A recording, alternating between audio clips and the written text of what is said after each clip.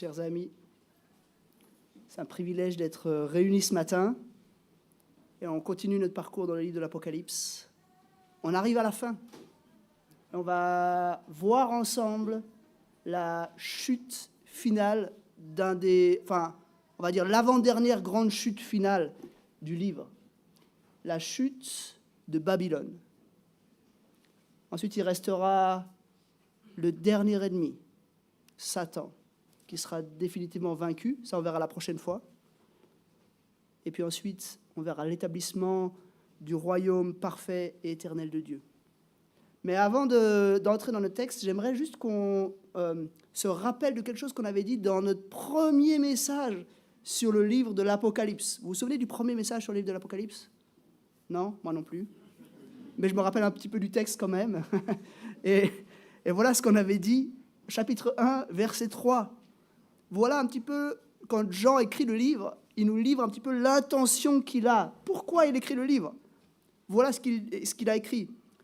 Heureux celui qui lit et ceux qui écoutent les paroles de la prophétie et gardent ce qui s'y trouve écrit, car le moment est proche. C'est vrai, André, merci pour ce que tu as dit tout à l'heure. C'est un livre terrifiant. Mais en fait, c'est un livre terrifiant qui, paradoxalement, nous donne la joie. Heureux celui qui lit et ceux qui écoutent les paroles de la prophétie de ce livre, car le temps est proche. Ces choses arrivent, ces choses sont terrifiantes, mais ce que nous voyons, c'est avant tout la défaite du péché, du monde, la défaite de l'ennemi. C'est terminé. C'est un petit peu comme dans ces grandes sagas, comme dans Star Wars, vous savez, à la fin, il y a la défaite finale de l'Empire. Seulement dans Star Wars, pour faire du fric, à chaque fois, il y a une renaissance de l'Empire, et puis on redémarre une nouvelle saga, et puis c'est reparti. Ici, dans le livre de l'Apocalypse, c'est la fin. C'est définitivement terminé. Et on va voir la première phase de la fin, justement. Après toutes les phases de jugement, Dieu s'est révélé à travers des jugements, et le cœur des hommes s'est endurci jusqu'au bout. Et finalement, c'est maintenant le temps de la chute de Babylone. Alors, je vais lire un texte qui est assez long. Ça se trouve à la page 818 si vous utilisez les Bibles de l'Église. Sinon, c'est l'avant-dernière page de votre Bible. On va lire les chapitres 17 et 18.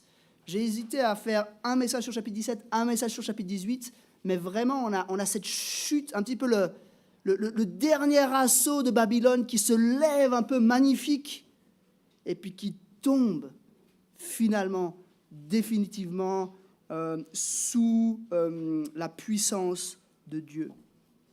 Alors, je vais lire ces deux chapitres d'un coup, et puis ensuite, on va faire des remarques. Je ferai quelques remarques sur le chapitre 17, sur cette phase où il y a le dernier sursaut de Babylone, et puis ensuite, quelques remarques sur le chapitre 18, où on a la chute finale, le point final de l'existence de Babylone. Alors, si vous avez vos Bibles devant vous, je vous invite à les lire en même temps, à lire dans votre Bible en même temps que je vais lire. Si vous avez une Bible comme la mienne, c'est Second 21.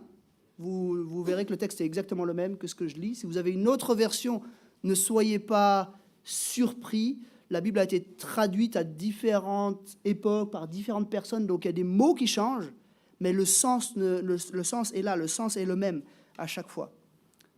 Alors lisons Apocalypse, chapitres 17 et 18. Puis, un des 7 anges qui tenait les 7 coupes vint me parler et dit : Viens, je te montrerai le jugement de la grande prostituée qui est assise sur les grandes eaux. C'est avec elle que les rois de la terre se sont livrés à l'immoralité, et c'est du vin de sa prostitution que les habitants de la terre se sont enivrés. Alors il me transporta en esprit dans un désert, et je vis une femme assise sur une bête écarlate, couverte de noms blasphématoires, et qui avait 7 têtes et 10 cornes. Cette femme était habillée de pourpre et d'écarlate, et parée d'or, de pierres précieuses et de perles. Elle tenait dans sa main une coupe d'or remplie d'abominations et des souillures de sa prostitution.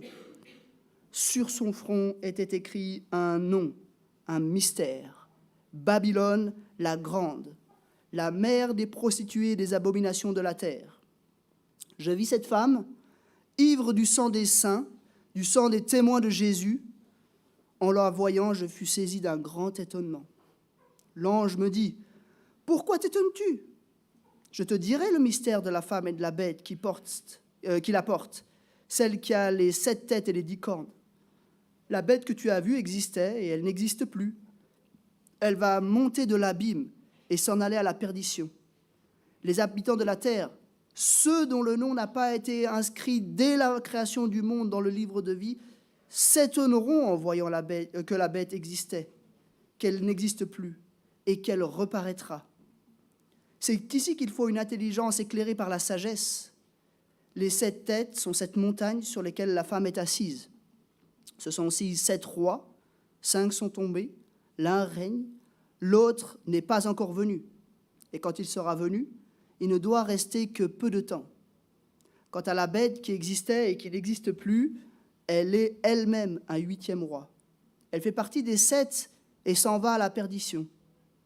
Les 10 cornes que tu as vues sont 10 rois qui n'ont pas encore reçu de royaume, mais ils reçoivent le pouvoir de régner pendant 1 heure avec la bête. Ils ont une même pensée et ils donnent leur puissance et leur pouvoir à la bête.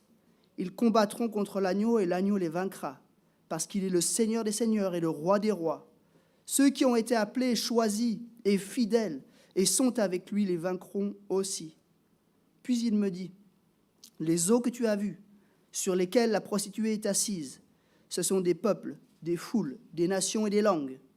Les 10 cornes que tu as vues et la bête détesteront la prostituée. Elles la dépouilleront et la mettront à nu. Elles mangeront sa chair et la détruiront par le feu. En effet, Dieu leur a mis à cœur de réaliser son propre projet en ayant la même pensée, en donnant leur royauté à la bête jusqu'à ce que les paroles de Dieu soient accomplies. Et la femme que tu as vue, c'est la grande ville qui exerce la royauté sur les rois de la terre. Après cela, je vis un autre ange descendre du ciel. Il avait un grand pouvoir et la terre fut illuminée de sa gloire. Il cria d'une voix forte, « Elle est tombée, elle est tombée, Babylone la grande. Elle est devenue une habitation de démons, un repère pour les esprits impurs, un repère pour tout oiseau impur et détestable. En effet, toutes les nations ont bu du vin de la fureur de sa prostitution. Les rois de la terre se sont livrés avec elle à l'immoralité et les marchands de la terre se sont enrichis grâce à la démesure de son luxe. Puis j'entendis une autre voix venant du ciel qui disait « Sortez du milieu d'elle, mon peuple, afin de ne pas vous associer à ses péchés et de ne pas être victime de ses fléaux. En effet, ses péchés se sont accumulés jusqu'au ciel et Dieu s'est souvenu de ses crimes. Payez-la comme elle a payé et donnez-lui le double salaire de ses actes. Dans la coupe où elle a versé, versez-lui le double. Donnez-lui autant de tourments et de deuil qu'elle a fait la fière et s'est plongée dans le luxe. Parce qu'elle dit dans son cœur, « Je siège en reine, je ne suis pas veuve et jamais je ne verrai le deuil. » À cause de cela, en un seul jour, les fléaux qui lui sont réservés s'abattront sur elle, la mort, le deuil, la famine, et elle sera réduite en cendres. En effet, il est puissant le Seigneur Dieu qui l'a jugée. Tous les rois de la terre qui se sont livrés avec elle à la prostitution et au luxe pleureront et se lamenteront à cause d'elle quand ils verront la fumée de la ville incendiée. Ils se tiendront à distance par crainte de son tourment et ils diront « Malheur, malheur, la grande ville Babylone, la ville puissante, en une seule heure ton jugement est venu. » Les marchands de la terre pleurent aussi et sont dans le deuil à cause d'elle, parce que plus personne n'achète leur cargaison d'or, d'argent, de pierres précieuses, de pierres, de fin lin, de pourpre, de soie, d'écarlate, de toutes sortes de bois de senteur, de toutes sortes d'objets en ivoire, en bois très précieux, en bronze, en fer, en marbre, de cannelle, d'aromates, de parfums, de myrrhe, d'encens, de vin, d'huile, de farine, de blé, de bœuf, de brebis, de chevaux, de chars, de corps et d'âmes humaines. Le fruit que tu désirais les fruits que tu désirais profondément sont partis loin de toi. Toutes ces richesses et ces splendeurs sont perdues pour toi et tu ne les retrouveras plus. Les marchands de ces produits se sont enrichis en commerçant avec elles, qui se sont enrichis en commerçant avec elle, se tiendront à distance par crainte de son tourment. Ils pleureront et seront dans le deuil. Ils diront « Malheur, malheur ». La grande ville qui était habillée de fin lin, de pourpre et d'écarlate, et parée d'or, de pierres précieuses et de perles, en une seule heure, tant de richesses ont été détruites. Tous les capitaines, tous ceux qui naviguent, les marins et tous ceux qui vivent de la mer se tenaient à distance. Ils s'écriaient en voyant la fumée de l'incendie. Quelle ville pouvait se comparer à la grande ville? Ils se jetaient de la poussière sur la terre et criaient dans les pleurs et le deuil. Malheur, malheur. La grande ville dont la prospérité a enrichi tous ceux qui possèdent des bateaux sur la mer en une seule heure. Elle a été dévastée. Ciel, réjouis-toi à cause d'elle. Et vous, les saints, les apôtres et les prophètes, réjouissez-vous aussi, car Dieu vous a fait justice en la jugeant. Alors, un ange puissant prit une pierre qui ressemblait à une grande meule et la jeta dans la mer en disant « C'est avec la même violence que Babylone la grande sera jetée à bas et on ne la retrouvera plus. On n'entendra plus chez toi le son des joueurs de harpe, des musiciens, des joueurs de flûte et de trompette. On ne trouvera chez toi plus aucun artisan d'un quelconque métier, et l'on n'y entendra plus le bruit de la meule. La lumière de la lampe ne brillera plus chez toi, et l'on n'y entendra plus la voix des jeunes mariés. Cela arrivera parce que tes marchands étaient les grands de la terre, et que toutes les nations étaient égarées par ta sorcellerie, parce que l'on a trouvé chez toi le sang des prophètes, des saints, et de tous ceux qui ont été mis à mort sur la terre.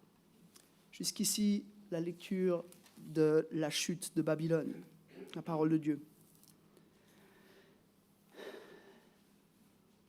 Premièrement, le dernier sursaut de Babylone. Et là, il y a une question qu'on se pose, je vous la donne en mille. C'est qui cette femme qui chevauche une bête, qui est sur une bête? Qui est-elle? Et là, il faut l'avouer, personne n'est d'accord. Il y a au moins 6 différentes interprétations que j'ai pu lire dans des commentaires différents. J'ai consulté plusieurs commentaires, y compris le fameux commentaire de M. Alexander sur le livre de l'Apocalypse. Et personne n'est d'accord sur l'identité de la bête. Certains vont dire que c'était en fait une image de Rome. Et c'est vrai, par bien des aspects, on peut se dire, il y a les 7 montagnes, il y a plusieurs éléments dans le texte qui font dire, mais oui, on dirait que c'est effectivement Rome. Mais en même temps, il y a plusieurs éléments dans le texte qui nous font dire, on dirait que c'est pas Rome. Parce qu'il y a des points où ça ne colle pas vraiment avec l'Empire romain, en particulier le délai. Ça fait bien longtemps maintenant que l'Empire romain est tombé.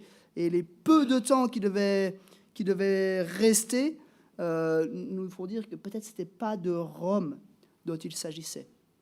D'autres pensent que c'est littéralement Babylone, l'Empire babylonien, qui devrait vivre à un moment donné une espèce de renaissance d'un empire perse moderne qui devrait dominer sur la terre.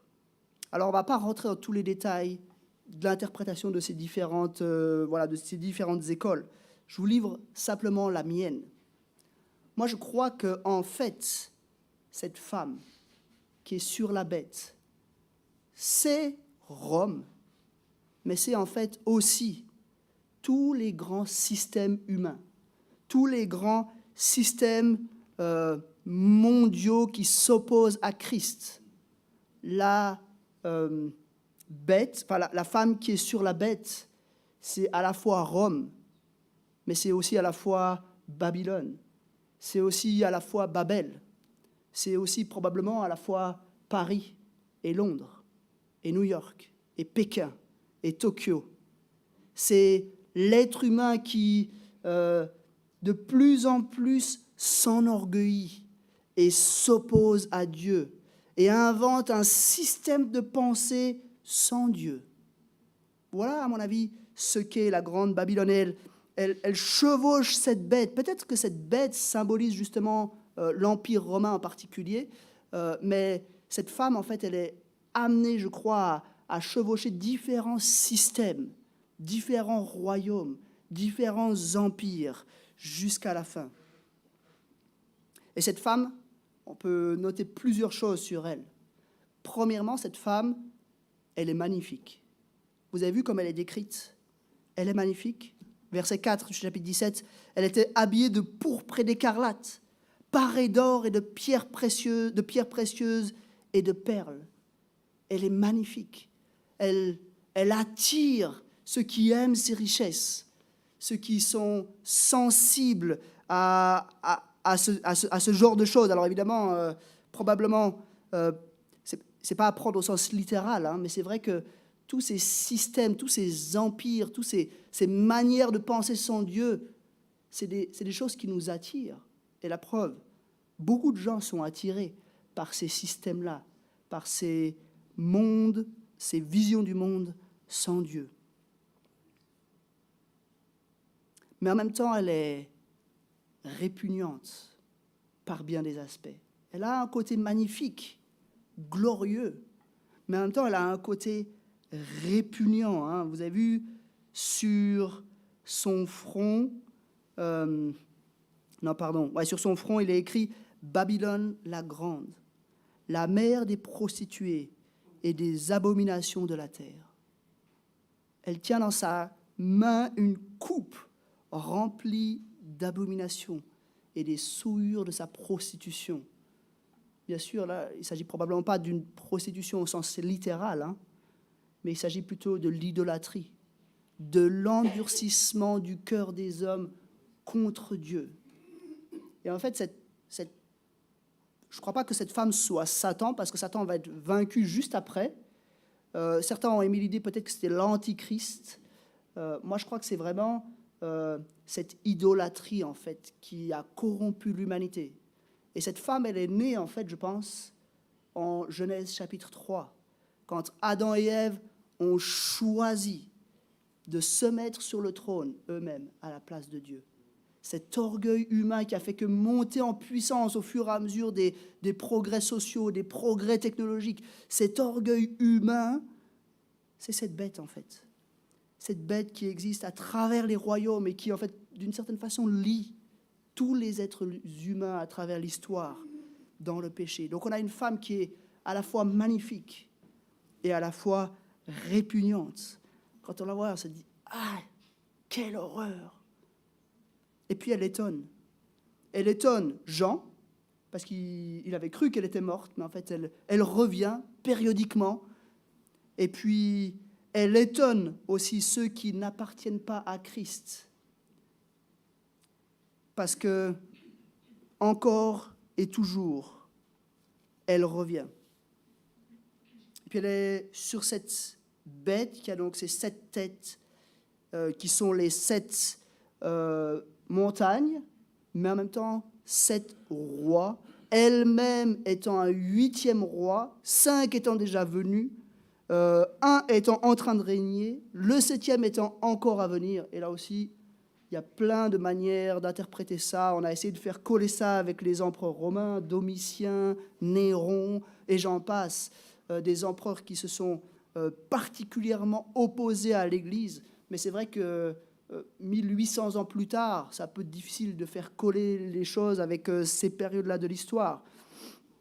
Donc je crois que ces 7 rois, ils résument en eux-mêmes, en fait, tous les rois de la terre, tous les royaumes qui se sont opposés. Il y en a qui sont encore à venir. En tout cas, au moment où Jean écrit, il dit, il y en a qui sont encore à venir. Il y a des empires opposés à Dieu qui sont encore à venir. Il y a eu l'Empire romain. Il y a eu, d'une certaine manière, le Saint-Empire romain germanique. Il y a eu ensuite tous les royaumes, hein, les royaumes les royaumes d'Espagne, les royaumes français, tout ça. Et puis maintenant, on a cette toute puissance occidentale sur le monde. On voit poindre peut-être un empire de la Chine qui va venir sur le monde. Mais en fait, tous ces royaumes sont résumés dans ces 7 rois. Eux, tous, ils sont tous chevauchés par cette femme, opposée à Dieu.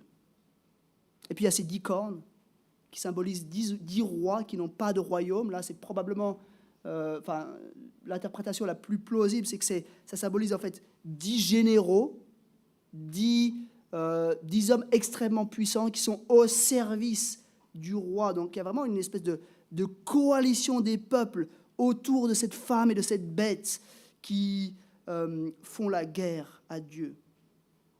Mais au verset 14, il y a cette promesse.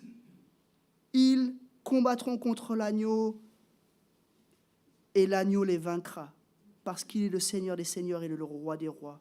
Ceux qui ont été appelés, choisis et fidèles et sont avec lui, les vaincront aussi. C'est la victoire qui nous attend. Même si cette bête est en train de surgir un petit peu dans un dernier sursaut, même si elle est magnifique, même si elle est répugnante, même si elle attire à elle de nombreuses personnes, ce qui l'attend, c'est la chute. Et la suite du texte nous décrit un petit peu cette chute, là, à partir du verset 15. On voit qu'en fait, c'est une sorte de problème interne. C'est en fait ces généraux et la bête elle-même qui vont se liguer à un moment donné contre la femme et précipiter sa chute. Et c'est intéressant de voir que Dieu est vraiment le maître de l'histoire. Il est le maître de tous les cœurs. Vous avez vu, au verset 17, Dieu leur a mis à cœur de réaliser son propre projet en ayant la même pensée et en donnant leur royauté à la bête jusqu'à ce que les paroles de Dieu soient accomplies. C'est en fait Dieu qui va tourner le cœur de ces généraux et de la bête pour, au point final, juger cette bête et la détruire. Et puis à la fin, on a le nom de cette bête. Et ça, c'est la raison pour laquelle je pense que ce n'est pas un empire particulier, mais ça symbolise tous ces systèmes sans Dieu. Quel est le nom de la bête au verset 18 ? La grande ville qui exerce la royauté sur les rois de la terre. C'est la grande ville qui exerce la royauté sur les rois de la terre. Ça fait écho à Babel, ça fait écho à Babylone, ça fait écho à Rome, mais ça fait écho en fait à toute l'histoire. C'est toutes ces grandes villes, tous ces moments où les hommes pleins d'orgueil ont voulu s'élever contre Dieu et où les rois de la terre sont rentrés dans leur sillage de tous ces grands empires pour pouvoir s'opposer à Dieu et se sentir forts ensemble. Donc on a cette bête qui s'élève au temps de la fin, magnifique et répugnante, qui à la fois va lier les rois de la terre et s'opposer, faire la guerre au peuple de Dieu, et qui, ultimement, est précipité. Je ne sais pas exactement comment ça va se passer. Je ne sais pas interpréter chaque mot de ce texte et vous dire, oui, c'est sûr, ceci, c'est la juste interprétation. Mais il me semble que ces 5 points-là font sens. On a un empire final, magnifique et répugnant, qui va coaliser autour de lui tous les rois de la terre et faire la guerre aux chrétiens. Mais qui, et ça c'est le 5e point, finalement, va être mis à terre et détruit.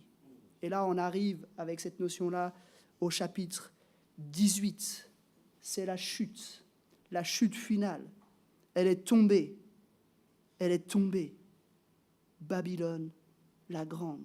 Et je pense qu'il faut voir un peu la consternation dans ces mots. Elle est tombée. On n'y croyait pas. Cet empire, il semblait tellement invincible. Il semblait tellement omniprésent, tellement tout-puissant. Il avait un tel pouvoir, ce n'était pas possible. Mais non, à la fin, on a cet ange glorieux qui vient et qui crie d'une voix forte. Elle est tombée. Babylone, la grande. Elle est rendue totalement déserte. Elle est devenue un lieu impropre à la vie, on peut dire, carrément. Et puis, il y a 3 choses qui vont se passer. Premièrement, il y a des instructions qui sont données pour le peuple de Dieu. Deuxièmement, on voit la réaction de ceux qui étaient liés à la grande Babylone. Et puis troisièmement, on voit la réaction dans le ciel et la réaction du peuple de Dieu. Premièrement, il y a des ordres qui sont donnés au peuple de Dieu. Le premier ordre, sortez du milieu d'elle, mon peuple, afin de ne pas vous associer à ses péchés, de ne pas être victime de ses fléaux. Sortez. Mettez-vous à part, mettez-vous à l'écart. Ne restez pas dans ce système, ne restez pas dans la ville. Ces péchés se sont, et là c'est très imagé, ces péchés se sont multipliés jusqu'au ciel. Et Dieu s'est souvenu du péché et le jugement final est là, la chute finale est là. Sortez, et vous voyez, il y a cette notion de payer. Payez-la comme elle a payé. Donnez-lui le double du salaire de ses actes. Il y a cette notion, c'est maintenant le temps de la justice. C'est maintenant le temps où Dieu vient exercer sa justice. Tout le mal qui a été commis, toute cette opposition à Dieu vient finalement trouver la justice. Et puis on a la réaction de 3 catégories de personnes qui étaient liées à Babylone et qui sont dans le désarroi, qui vont à chaque fois dire la même chose. Malheur, malheur. Premièrement, on a les rois de la terre. Ils s'étaient livrés à la prostitution et au luxe. Ils avaient, en quelque sorte, justement, ils étaient dans le sillage de la grande ville. Ils étaient heureux de pouvoir faire partie de cela, de pouvoir être les bénéficiaires du pouvoir, mais aussi de la prospérité, du luxe. Ils étaient heureux de tout ça, et en fait, ils sont juste témoins. Ils constatent la chute qu'ils n'avaient jamais pu imaginer, et ils disent « Malheur, malheur, la grande ville, Babylone, la ville puissante, en une seule heure, ton jugement est venu. » On ne s'y attendait pas. On a cru que c'était pour l'éternité, on a cru que tout était réglé, que tout était bon, qu'on pouvait pallier à tout. Et en une heure, ton jugement est venu. À la fin, même ceux qui se sont le plus opposés à Dieu vont réaliser que Dieu juge. La deuxième catégorie, c'est les marchands. Tous ceux qui faisaient du commerce, tous ceux qui bénéficiaient de la prospérité de la ville, tous ceux qui étaient liés à son économie. Et puis il y a cette liste très longue de produits qui étaient vendus, produits de luxe qui étaient vendus, y compris les êtres humains qui étaient vendus. Et puis la chute, les précipites, c'est tout leur monde de prospérité qui s'effondre. Malheur, malheur, la grande ville qui était habillée de fin lin, de pourpre et d'écarlate et parée d'or, de pierres précieuses et de perles, en une seule heure, tant de richesses ont été détruites. Les commerçants, ceux qui tirent leurs bénéfices de la grande ville, sont dans le désarroi. Et puis troisièmement, on a les capitaines, ceux qui naviguent, ceux qui visent cette ville, ceux qui ont cette ville un petit peu pour but, ceux qui font aussi du commerce, mais ceux qui s'orientent grâce à cette ville, eux aussi sont dans le désarroi. Même eux se tiennent à distance de la ville et ils disent « Malheur, malheur, la grande ville, dont la prospérité a enrichi tous ceux qui possèdent des bateaux sur la mer. En une seule heure, elle a été détruite. » C'est terminé. Le système de ce monde est détruit. Et on verra juste après que toutes ces puissances humaines, toutes ces puissances spirituelles vont se liguer pour le combat final. Et ça, c'est ce qu'on verra au chapitre 19 et 20. C'est cette dernière bataille et cette dernière victoire contre ceux qui s'opposent à Dieu, hommes et puissance spirituelle, tout ensemble, vont avoir la défaite contre Dieu. Mais il y a une sorte de dernière partie qui est un petit peu une surprise. Parce qu'après la réaction de ceux qui sont liés à la grande Babylone, à Babylone la Grande, on a la réaction du ciel et du peuple de Dieu. Ciel, réjouis-toi à cause d'elle. Et vous, les saints, les apôtres et les prophètes, réjouissez-vous, car Dieu vous a fait justice en la jugeant. Le jugement final va être terrible. Mais en même temps, c'est un sujet de joie. C'est Dieu qui vient régner parmi son peuple. C'est le mot de la fin à toutes ces persécutions, à tous ces maux de ce système sans Dieu terrible. Cette ville, ce système va être définitivement terminé. Et pour nous, c'est une bonne nouvelle. Pour nous qui appartenons à Jésus-Christ, c'est une bonne nouvelle. Pour nous qui serons sortis d'elle, pour nous qui serons sortis de la ville, c'est une bonne nouvelle. Réjouis-toi à cause d'elle. Et vous, les saints, les apôtres et les prophètes, réjouissez-vous, car Dieu vous a fait justice en la jugeant. Le jugement, pour ceux qui appartiennent à Christ, est une bonne nouvelle. C'est le point final de la bonne nouvelle, en fait.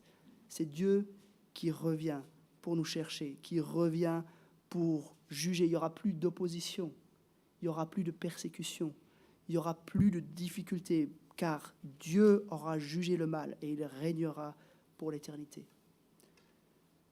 J'espère qu'avec ces quelques remarques, on a dressé le portrait de la bête et on a décrit les événements liés à sa chute. Il faut qu'on se pose la question maintenant, qu'est-ce que ça signifie pour nous aujourd'hui? Et j'aimerais donner quelques pistes d'application à la suite de ce texte. La première application, c'est celle-ci. Sortez du milieu d'elle, mon peuple, afin de ne pas être associé à ses péchés, de ne pas être victime de ses fléaux. Sortez du milieu d'elle. En fait, le jugement vient. Le jugement va être terrible. Et il n'y aura pas de situation intermédiaire. Il n'y aura que deux catégories. Ceux qui sont dans la ville et ceux qui sont en dehors de la ville. Ceux qui appartiennent à Babylone, ceux qui appartiennent à Satan et ceux qui appartiennent à Dieu. Si vous appartenez à Babylone aujourd'hui, c'est le moment de vous tourner vers Dieu. De vous tourner vers Dieu par Jésus-Christ. Parce que Babylone va être détruite. Je sais, elle est magnifique par certains aspects. Je sais, elle est attirante. Et je sais que le système de ce monde nous séduit. Mais à la fin, Babylone va être détruite. Et si vous appartenez à ce monde, vous finirez par dire malheur, malheur. Babylone, la grande ville, en 1 heure, elle a été détruite.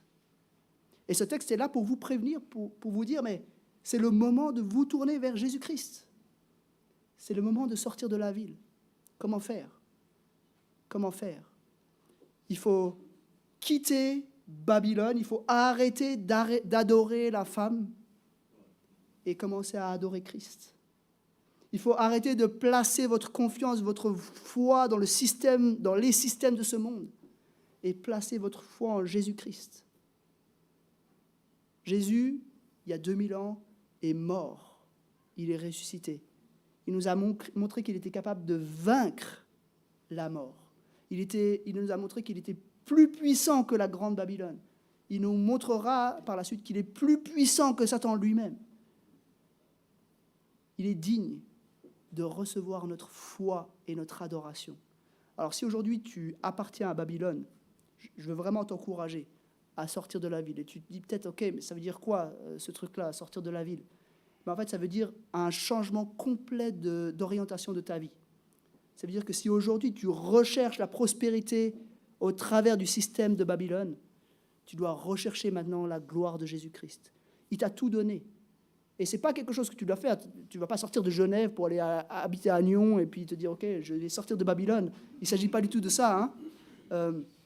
D'ailleurs, Dieu n'est pas du tout contre la ville. La preuve, c'est que plus tard, c'est une autre ville qui va venir et où Dieu va régner pour l'éternité. Donc, ce n'est pas un espèce de retour à la nature, de vivre dans les montagnes ou quelque chose comme ça. Et ce n'est pas du tout de cela dont il est question. C'est plutôt une attitude du cœur. où on arrête de dépendre de ce monde, de rechercher les biens de ce monde, de chercher à tirer pour nous la prospérité de ce monde. Et on considère Jésus-Christ comme notre seul Seigneur et seul Sauveur. Si ce soir, dans ta chambre, tu pries, tu demandes à Dieu de devenir le maître de ta vie, si tu lui demandes pardon pour tes péchés, eh bien, le miracle se produit. Jésus prend sur lui tes péchés, il te donne sa justice, et tu sors de Babylone. Tu appartiens au peuple de Dieu. Mais je crois que ce verset-là, cet ordre, sortez du milieu d'elle, mon peuple, afin de ne pas vous associer à ces péchés, de ne pas être victime de ces fléaux. Il ne s'adresse pas seulement à ceux qui n'appartiennent pas encore à Christ. D'une certaine façon, je pense qu'il s'adresse à nous aussi qui lui appartenons. Parce que la pente est glissante. Parce que la femme sur la bête est belle par certains aspects. Et on peut être tenté. On peut être tenté d'appartenir un petit peu à Babylone. D'appartenir à la fois à Jésus-Christ pour notre salut et à Babylone pour ce temps présent. Ce texte nous dit « sortez ». Défaites-vous de ce monde. Ça ne veut pas dire aller vivre dans des monastères à l'écart. C'est plutôt une attitude du cœur. On ne vit pas pour ce monde. Notre but, ce n'est pas de faire de l'argent, de faire carrière. Notre but, ce n'est pas de construire une maison, de faire de beaux voyages, de vivre un développement personnel d'épanouissement. Notre but, c'est de sortir de la ville. Ça, c'est toutes les manières un peu facétieuses par lesquelles la bête essaye de nous attirer. Ce que nous devons, c'est sortir de la ville, appartenir à Jésus-Christ lui seul. Et on verra la prochaine fois, notre général Jésus-Christ nous mener à la bataille contre tous ceux qui s'opposent à lui. C'est lui qui vaincra. Et du coup, ça doit nous amener à faire des choix. Ça doit nous amener à faire des choix professionnels. Est-ce que j'accepte telle promotion ou est-ce que je me rends compte qu'elle va m'attirer dans la ville? Est-ce que je me rends compte que en fait, je suis attiré par l'argent? Et c'est bien, on peut accepter des promotions, hein, je ne dis pas qu'il ne faut pas le faire. Je dis juste que dans nos cœurs, on doit être réaliste. Est-ce que je suis en train d'être attiré par ces choses-là? Ou est-ce que je suis encore en dehors de la ville? Est-ce que je suis encore attaché à Jésus-Christ seul? Et je crois qu'il faut qu'on soit vigilant parce que la ligne n'est pas si évidente que cela. On peut vraiment être attiré par le système de ce monde. On peut vraiment se laisser aller, se laisser séduire par les petites choses qui ne sont peut-être pas mauvaises en elles-mêmes. Peut-être que tu es attiré par autre chose qu'une promotion, peut-être que tu es attiré par un meilleur salaire. Tu dis mais enfin voilà, si je pouvais avoir un peu plus d'argent, je pourrais payer plus de choses. De nouveau, ce n'est pas mauvais l'argent en soi. Dieu nous le donne, hein. Mais est-ce que c'est là qu'est mon cœur? Et je crois qu'une des bonnes manières d'analyser notre propre comportement, c'est de voir à quelle fréquence les désirs apparaissent dans nos pensées. Est-ce que les désirs d'argent, c'est un petit vélo qui tourne tout le temps dans ma tête? Est-ce que les désirs de plus de pouvoir, d'une promotion, c'est un petit vélo qui tourne toujours dans ma tête? Est-ce que, et il y a d'autres domaines, hein, est-ce que j'ai peut-être des désirs dans le domaine de la sexualité? Ce monde est un monde hyper sexualisé. Et on peut être attiré par ces choses-là, se dire, mais en fait, c'est des bonnes choses, c'est des choses que Dieu a créées, c'est des choses que Dieu a voulu, et c'est vrai. Mais Dieu n'a pas voulu que nous vivions la sexualité telle qu'elle nous est présentée dans ce monde. Dieu a voulu des choses beaucoup plus excellentes. Alors, je ne sais pas quels sont pour chacun d'entre nous ces lieux d'attirance pour le système babylonien, pour le système de ce monde. On a chacun, je pense, un peu nos faiblesses et on doit chacun regarder dans nos cœurs. Mais soyons attentifs à nos pensées. C'est quoi les pensées qui reviennent régulièrement, les désirs qui reviennent régulièrement? Et souvenons-nous, et j'aimerais vraiment marquer cette phrase un peu au fer rouge dans notre mémoire, sortez, sortez du milieu d'elle, mon peuple, afin de ne pas être associé à ses péchés et de ne pas être victime de ses fléaux. Soyons courageux, soyons prêts à mettre à bas ces désirs idolâtres qui nous attirent dans le système de ce monde. Soyons prêts à nous dépouiller de toutes ces choses pour appartenir à Dieu seul. J'ai moi-même mes propres faiblesses et j'aimerais qu'on puisse être vraiment aussi honnêtes les uns avec les autres par rapport à cela. C'est souvent dur, quand on est attiré par quelque chose dans ce monde, de s'en sortir par soi-même. Et j'aimerais vous encourager à vous approcher d'un frère ou d'une sœur, de quelqu'un avec qui vous êtes proche, et à lui dire ces choses-là. Je sais, c'est pas facile. Donc, c'est un gros truc que je vous demande de faire là. Mais j'aimerais qu'on s'engage un petit peu ensemble à être bienveillants les uns avec les autres, à être prêts à écouter les difficultés que les frères et sœurs vivent. Et je crois que c'est une des fonctions de l'Église, c'est qu'on puisse s'encourager les uns et les autres. On est une minorité. On est à contre-courant. C'est dur. Alors soutenons-nous les uns les autres. Et j'aimerais t'encourager, vous encourager, si ce n'est pas déjà le cas, à vous approcher d'un frère ou d'une sœur et lui dire, écoute, j'aimerais qu'on se voit cette semaine, qu'on puisse parler d'un problème que j'ai. Je me rends compte qu'il y a quelque chose qui cloche, il y a quelque chose qui m'attire dans ce monde et j'aimerais pouvoir m'en défaire. Et souvent, Dieu se sert des frères et sœurs pour nous aider dans cette lutte-là, pour nous aider à progresser et à grandir. Donc, premièrement, sortons de la ville. Et sortons de la ville, ça s'adresse à la fois à ceux qui n'appartiennent pas encore à Christ et à la fois à ceux qui lui appartiennent. Puis la deuxième application que j'aimerais vous laisser, c'est réjouissons-nous. Ciel, réjouis-toi à cause d'elle. À la fin, le jugement est une bonne nouvelle. À la fin, c'est une joie et on peut vivre ce repos, vivre cette joie, même si peut-être on ne vit pas la meilleure vie, même si ce n'est pas Hollywood tous les jours. À la fin, on sera en dehors de la ville. À la fin, on appartiendra à Christ et Dieu nous fera justice en la jugeant. Soyons prêts à affronter les difficultés dans la joie, parce que la justice vient et la justice sera parfaite. Mais j'aimerais aussi suggérer que cette joie, c'est quelque chose qu'on attend.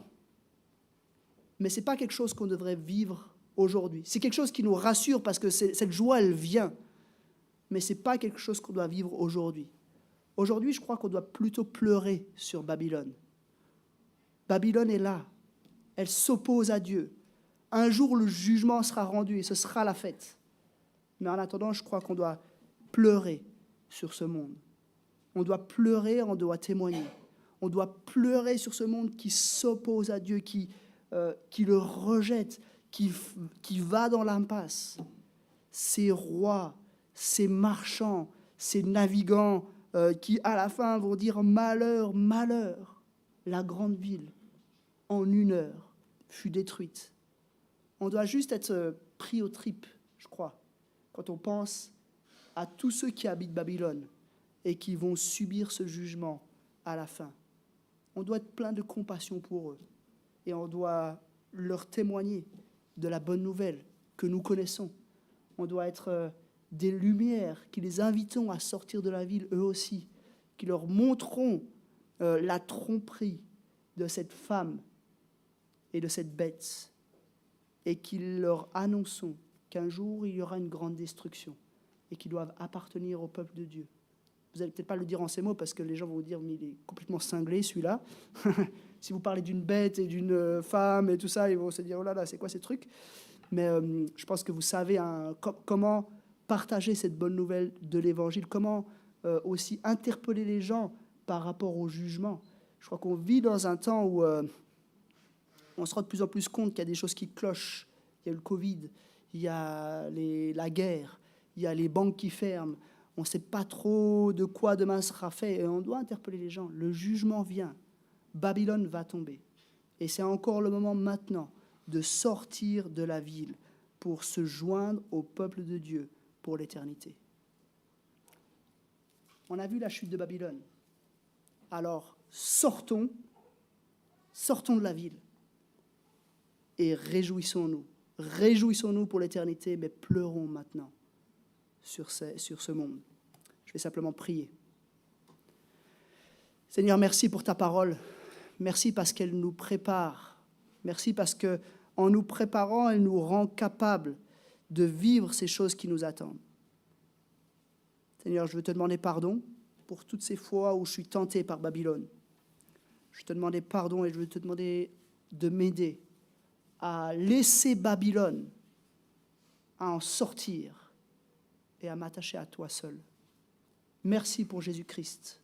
Merci parce qu'il a tout accompli. Merci parce qu'il est mort et parce qu'il est ressuscité et parce que par la foi que nous avons placée en lui, nous savons que nous serons épargnés des fléaux auxquels Babylone devra prendre part.